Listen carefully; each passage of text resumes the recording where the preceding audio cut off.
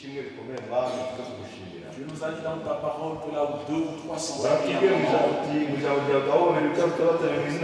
je suis au milieu de vous. Seigneur, nous croyons que tu es présent, que tu n'as jamais trompé.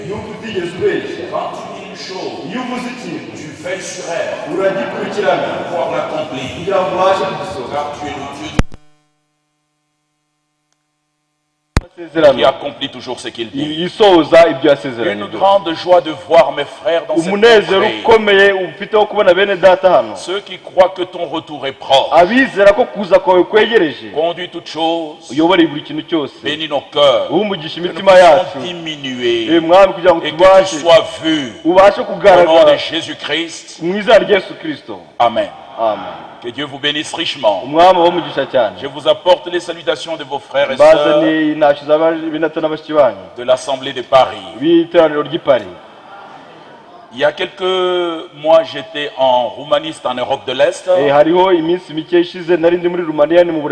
Les frères m'avaient aussi chargé de vous apporter leurs salutations. Je suis passé par Goma. Les frères m'ont aussi dit de saluer. Ma joie est grande, bien-aimés frères. C'est la première fois que je marche sur ce pays. Je savais que j'ai des frères, mais l'occasion ne m'a jamais été donnée. Mais je voudrais vous dire que ce qui nous rassemble ce soir, c'est que notre Seigneur a fait la promesse. Dans le livre de Jérémie, il a posé premièrement la question: que vois-tu? Et Jérémie dit: je vois une branche d'amandier. Il dit: tu as bien vu, car moi l'Éternel, je veille sur ma parole pour l'accomplir. Dans le livre de Psaume 138, nous sommes au verset 2, il est dit: ta renommée est allée jusqu'aux confins de la terre. De ce que quand tu promets quelque chose, tu l'accomplis. Alors je voudrais vous rappeler au chapitre 9, au verset 28.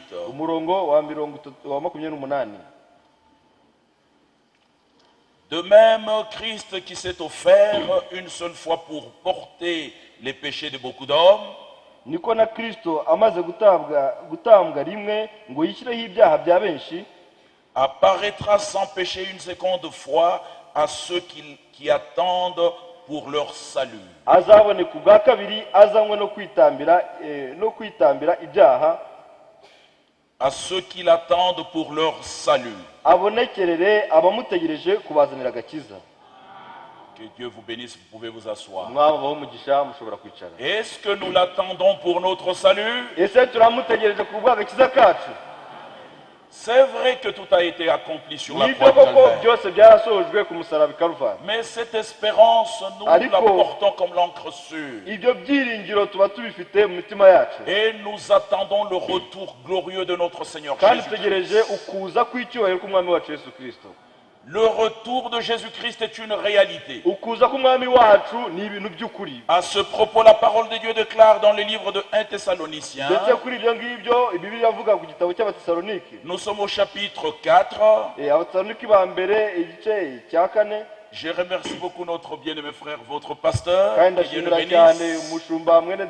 Notre frère Vianney, je l'ai déjà vu une fois là-bas en Europe, à Krefeld, je crois. Mais j'ai toujours désiré qu'il passe aussi un jour à Paris. Alors je l'invite en présence de tout le monde. Que Dieu le bénisse richement. Quand il viendra en Europe, dites-lui: n'oublie pas l'invitation de Paris.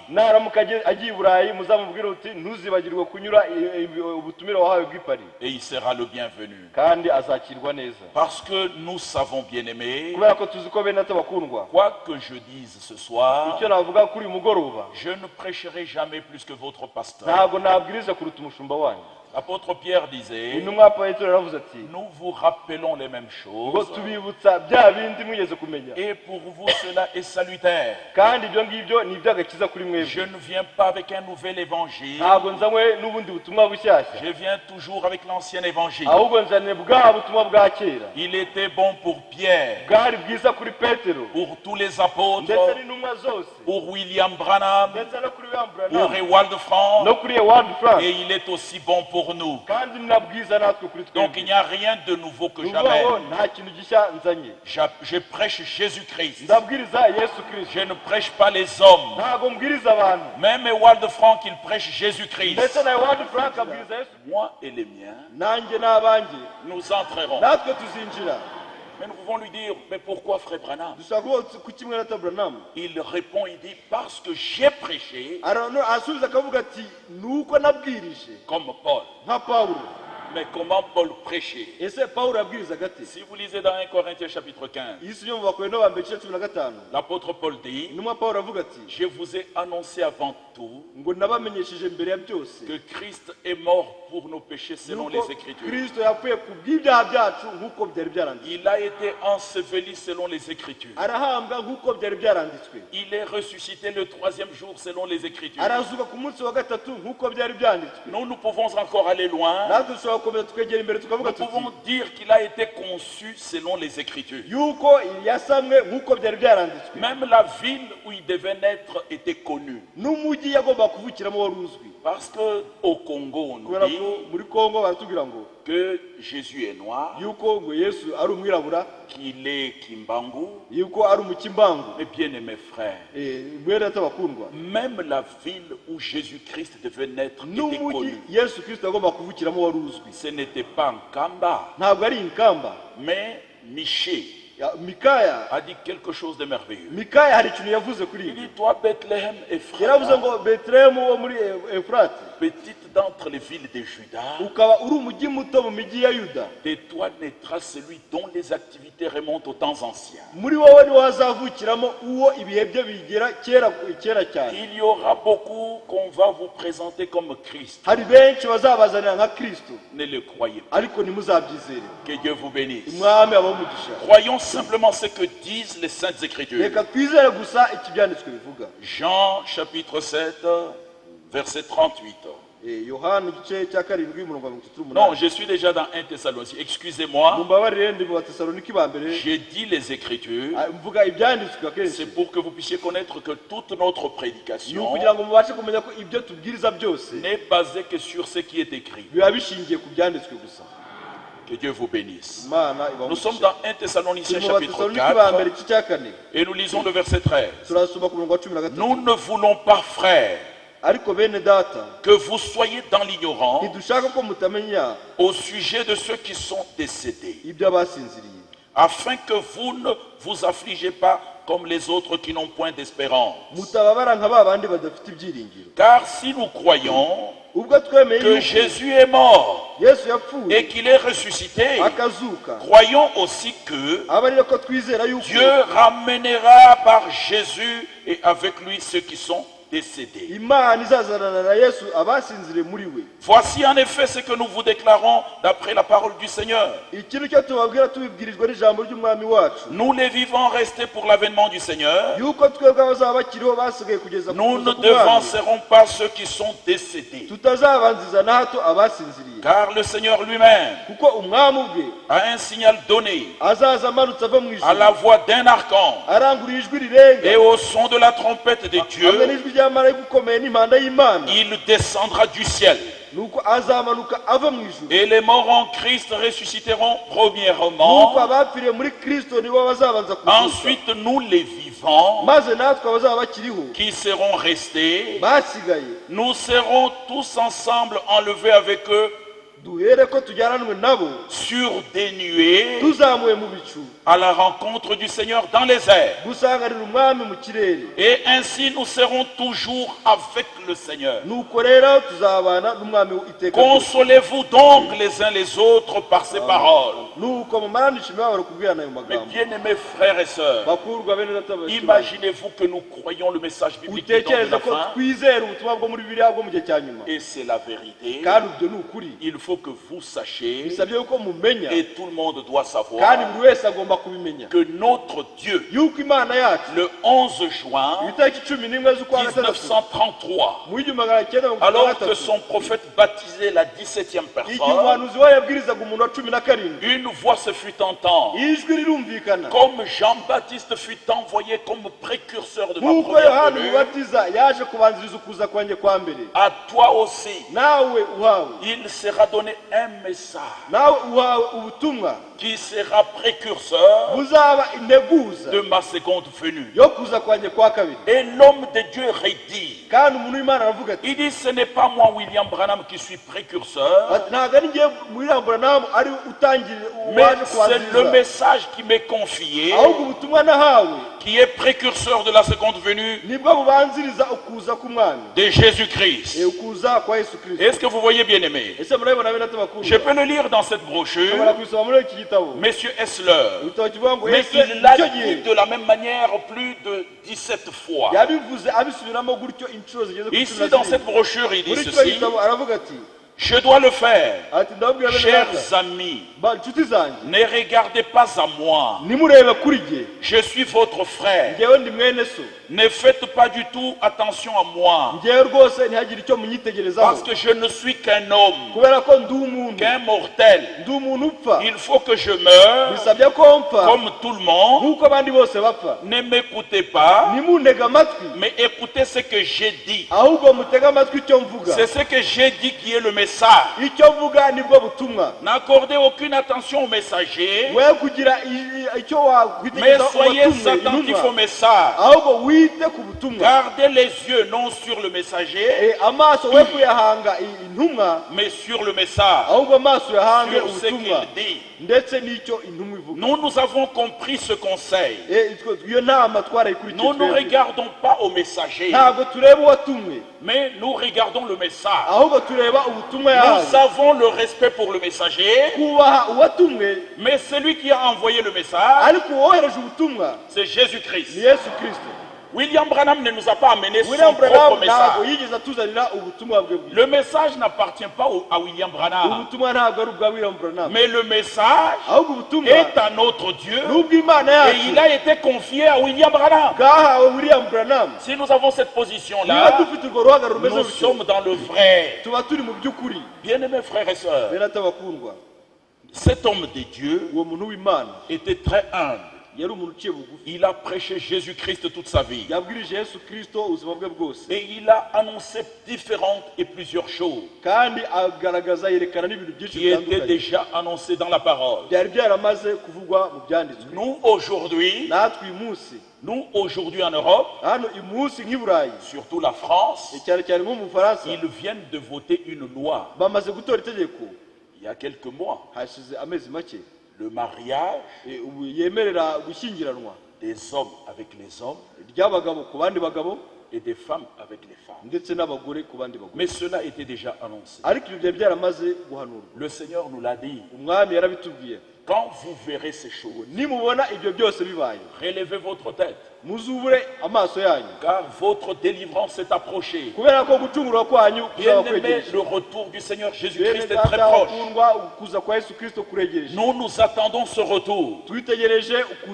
Mais il y en a qui disent déjà qu'il est revenu en 1963. Qui croyait la parole de Dieu en 1963? La véritable parole de Dieu.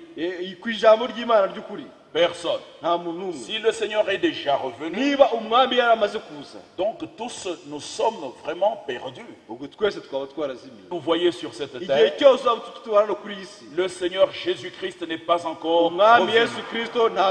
Quand il revient, nous partons. C'est pour cela que nous sommes là. Nous l'attendons pour notre salut. Quand nous lisons dans le livre de 2 Timothée chapitre 4,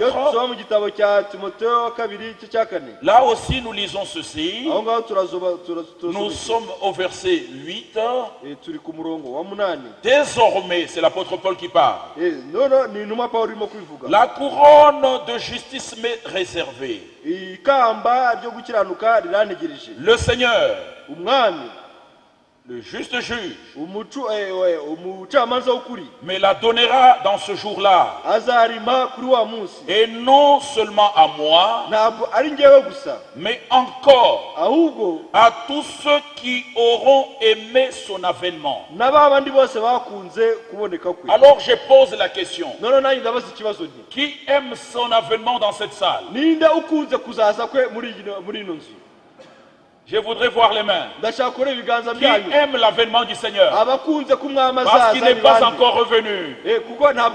Amen. Non seulement nous l'attendons pour notre salut, mais nous aimons son avènement. Dans Matthieu chapitre 25, là aussi nous lisons quelque chose de merveilleux. Matthieu 25. Pas seulement nous l'attendons pour notre salut, pas seulement nous aimons son avènement, mais nous devons nous préparer. Et qu'est-ce qui prépare le véritable croyant? C'est le message biblique du temps de la fin. Nous sommes dans Matthieu chapitre 25 et nous sommes au verset 10. Nous lisons ceci. Pendant qu'elles allaient en acheter, l'époux arriva. Celles qui étaient prêtes entrèrent avec lui dans la salle des noces. Et la porte fut fermée. Vous voyez bien, mes frères et sœurs. Donc chacun de nous doit être prêt. C'est la préparation. Nous devons nous préparer chacun de nous au travers de ce message biblique du temps de la fin. Parce que nous devons être prêts. Pourquoi? Parce que le Seigneur revient bientôt. C'est que le Seigneur Jésus-Christ avait dit dans le livre de Luc 17. Il avait dit ce qui arriva du temps de Sodome et Gomorrhe arrivera de même à l'avènement du Fils de l'homme. Bien-aimés frères et sœurs, ce n'est plus quelque chose à lire. Je ne sais pas dans votre ville ou dans votre pays, mais nous là-bas en France, nous vivons ces choses. Vous voyez deux hommes barbus qui se promettent amour et mariage et qui se marient. Et ils cherchent même les enfants adoptés. Et là-bas, si vous parlez contre ça, vous pouvez être condamné par la justice. Mais nous, prédicateurs, nous prêchons pour alerter le peuple de Dieu. Parce que nous n'avons pas le droit de tenir la vérité captive. Mais nous ne sommes pas homophobes. Nous ne jugeons pas. Nous ne condamnons pas. Mais nous annonçons la vérité. Qu'est-ce que j'ai dit lors du dernier mariage à l'Assemblée de Paris? Au mois de mai, j'ai pu dire ceci en présence de tous. Qu'aucun homosexuel n'entrera dans le royaume de notre Dieu. Pourquoi, bien-aimés frères et sœurs? Il y a des églises qui disent c'est la révolution dans l'amour. Mais la parole de notre Dieu dit c'est une abomination. Excusez-moi de le dire dans ce pays, je ne sais pas. Mais vous devez savoir que nous sommes liés à la parole. Nous devons dire ce que dit la parole. Bien aimés, les enfants de Dieu doivent suivre ce qui est écrit. L'homosexualité est une abomination. C'est ce que dit la parole. C'était encore les hommes avec les hommes. Mais aujourd'hui chez nous en France, vous trouvez une femme qui présente une autre femme, c'est ma femme. Mais ce qui nous intéresse, c'est ce que le Seigneur a dit. Il dit dans le livre de Luc, nous sommes au chapitre 21. C'est cela que nous devons réellement faire, bien-aimés. Luc chapitre 21, et nous sommes au verset 36. Veillez donc et priez en tout temps, afin que vous ayez la force d'échapper à toutes ces choses qui arriveront et de paraître debout devant le Fils de l'homme. Bien-aimé, l'épouse de Jésus-Christ doit être prête. Nous devons nous apprêter tous les jours. Nous continuons à travailler. Nous faisons nos devoirs. Mais nous devons être prêts dans notre cœur. Que si le Seigneur revient, nous ferons partie de ceux qui partiront. Ne manquez pas. Quand nous regarderons autour de cette table, qu'on vous voit tous, les croyants de Kigali, nous voulons vous voir. Et vous devez aussi me voir. Bien-aimés, vous pouvez rater tous les autres rendez-vous, mais ne ratez pas le dernier rendez-vous avec notre Seigneur Jésus-Christ. Il ne viendra pas sur la terre, mais il se tiendra dans les airs. Et il criera: mon épouse monte ici. Et nous qui sommes habitués à entendre sa voix, parce que mes brebis connaissent ma voix, oh, la puissance de l'Esprit en nous fera en sorte que nous puissions nous élever. Nous défierons la pesanteur et nous irons à la rencontre de notre Seigneur dans les airs. Et nous serons toujours avec lui. La Bible déclare: consolez-vous par ses paroles. C'est vrai que notre terre, notre pays n'est pas ce monde. Alléluia. Notre pays, c'est la Nouvelle Jérusalem. Nous avons un seul Père. Notre Père, c'est Dieu. Notre mère, c'est la Nouvelle Jérusalem. C'est ainsi que nous devons nous aimer les uns les autres. L'amour de notre Dieu, c'est l'amour de sa parole et l'amour de nos frères et sœurs. Nous ne nous connaissons pas selon la chair, et pourtant nous sommes nés d'un même Père. Vous savez une chose qui est merveilleuse, c'est que les frères, on ne les choisit jamais.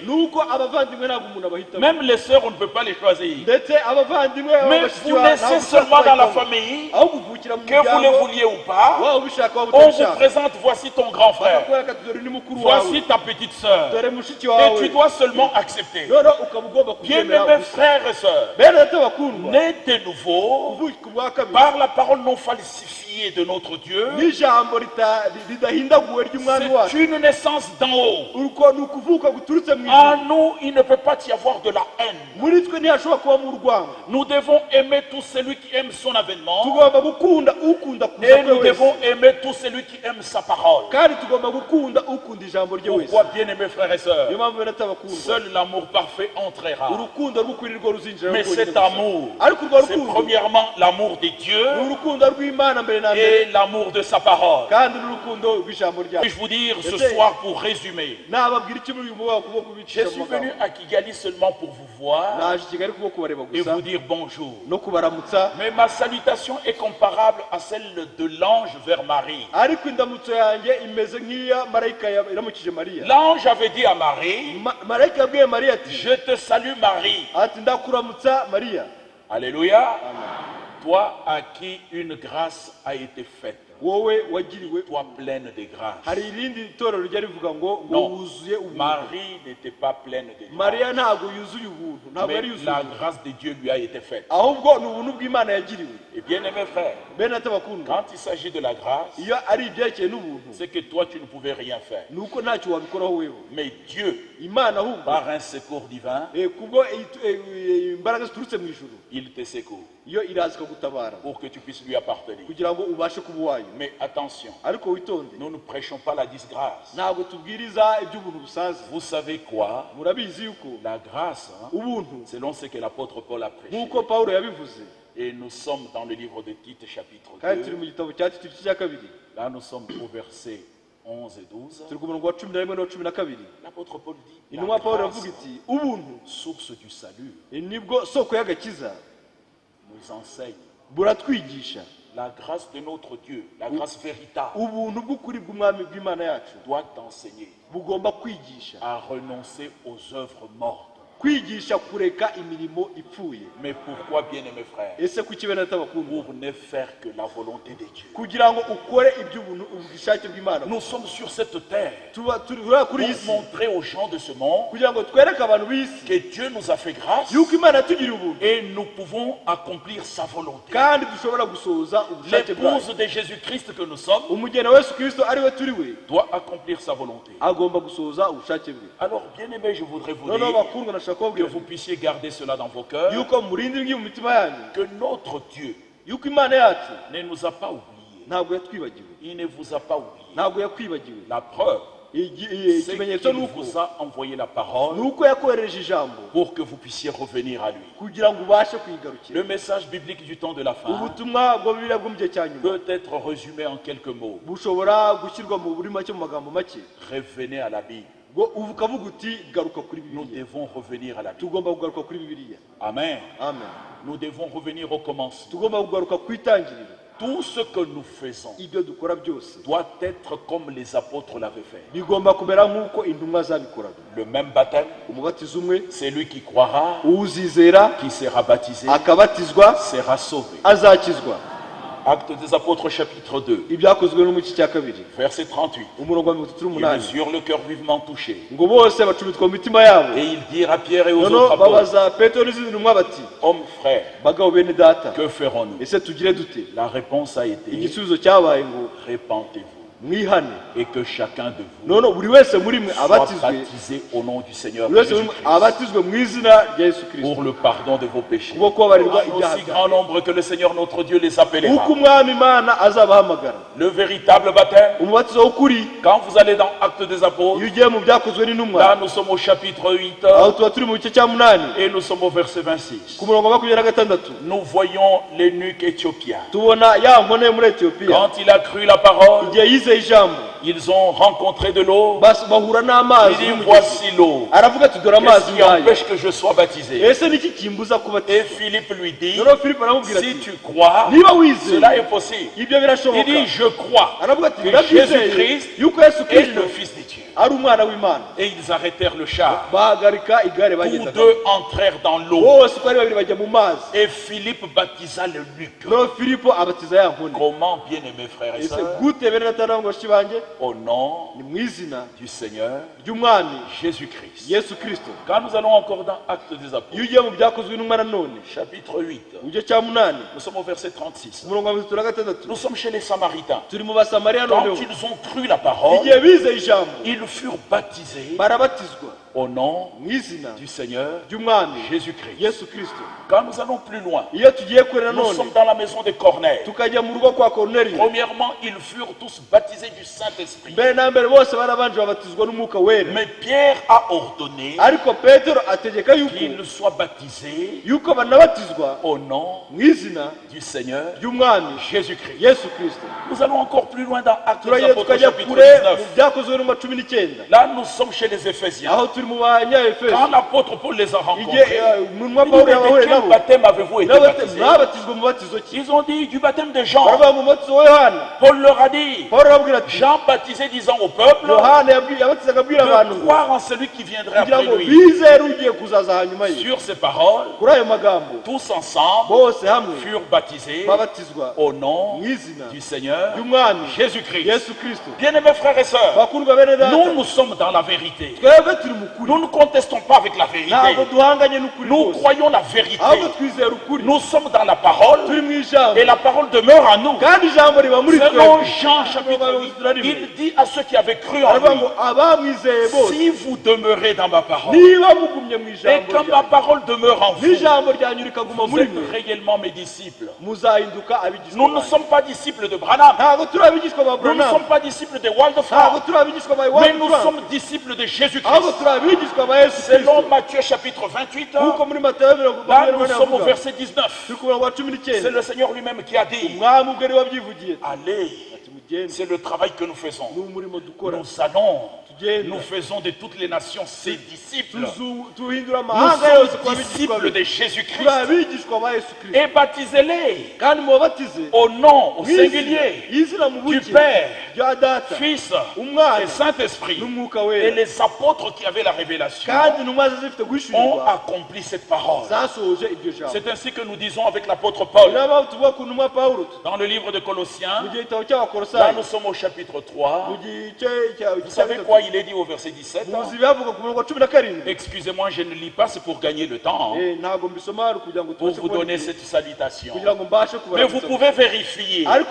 Parce que les croyants de Béré, et je crois que l'église de Kigali, ayant pour bien-aimé serviteur Vianney et tous les autres, c'est une église biblique. Ce que nous croyons est biblique. Nous vérifions ce qui nous est prêché pour voir si cela est scripturaire. Car nous devons croire selon les Écritures. Jésus a dit, celui qui croit en moi, comme disent les Saintes Écritures, des fleuves d'eau vive couleront de son sang. Bien-aimés, nous ne prêchons pas l'évangile social, mais nous prêchons l'évangile du royaume. L'évangile du royaume a en lui la puissance de transformer chacun de vous. Vous recevez la parole, vous êtes transformé. Vous recevez les interprétations, vous mourrez. Vous voyez bien aimé. Donc dans le livre de Colossiens chapitre 3, là nous sommes au verset 7. Au verset 17 il est dit, tout ce que nous faisons en acte ou en parole, nous devons tout faire au nom du Seigneur Jésus-Christ. Il n'y a pas un seul endroit dans la Bible où il est écrit Sainte Trinité. Bien-aimés frères, la parole est merveilleuse. Alléluia. Amen. La parole est merveilleuse. Je crois que vous croyez la même chose. Je crois aussi que le Seigneur revient bientôt. Vous le croyez, vous l'attendez. Non seulement vous l'attendez pour votre salut, vous aimez son avènement. Et vous vous préparez pour cela. La préparation doit être quelque chose de sérieux. Mais qu'est-ce qui prépare l'époux? Bien-aimés frères et sœurs, le message est venu pour que nous puissions nous préparer. Mais la vie est reçue en Jésus. Tout celui qui croit le Seigneur Jésus-Christ dans la vérité est sauvé. Mais le message biblique du temps de la fin prépare l'épouse pour que nous soyons l'épouse parole. Parce que notre époux est la parole. Nous aussi nous devons être l'épouse parole. Je le dis pour mes sœurs, mes jeunes sœurs, même dans les écoles. Vous êtes dérangés, perturbés. Mais gardez la parole, le Seigneur vous gardera. Ne craignez rien.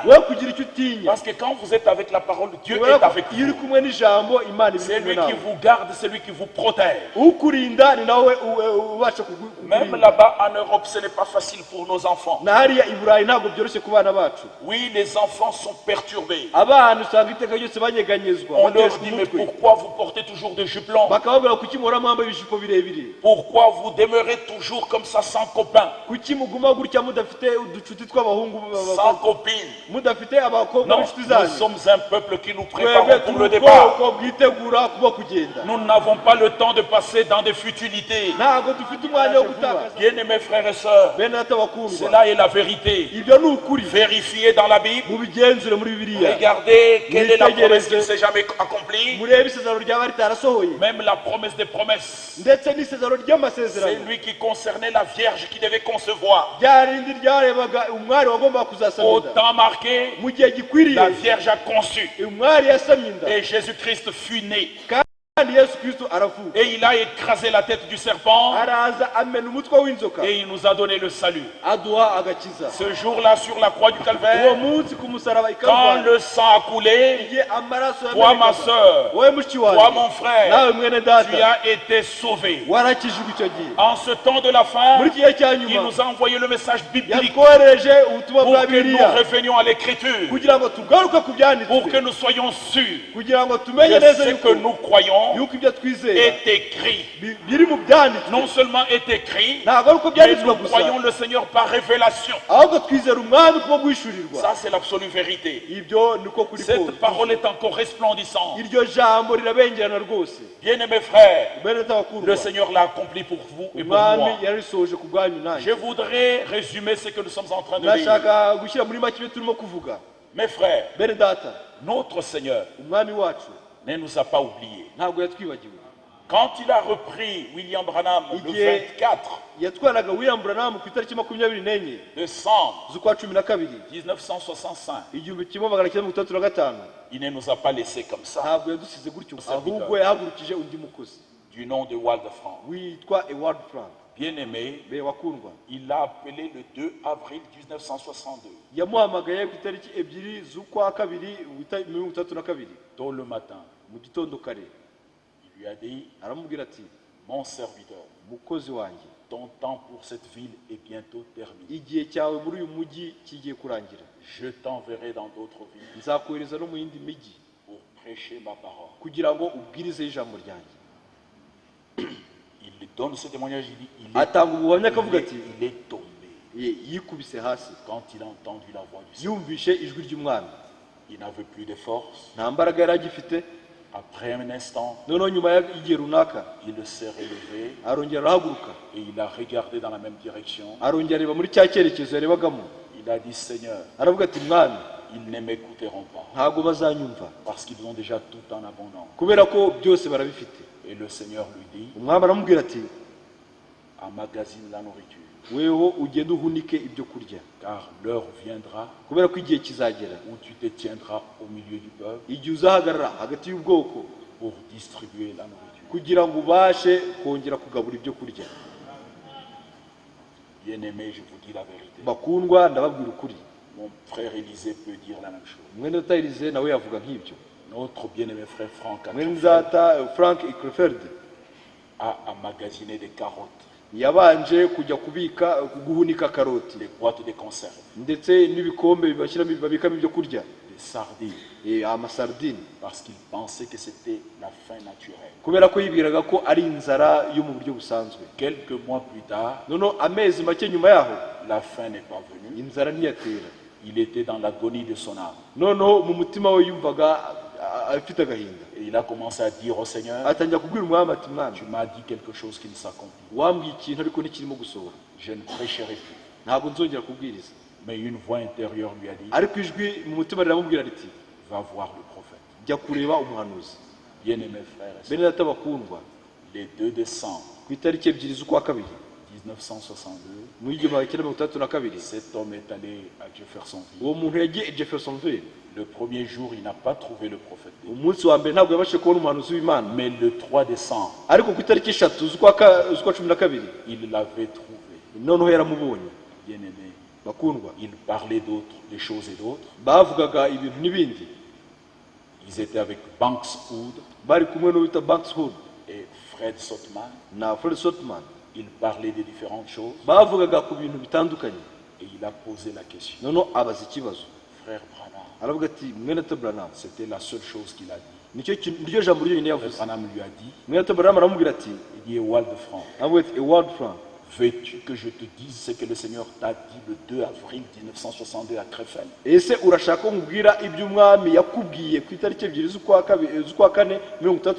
Premièrement, le Seigneur t'a dit de prêcher la parole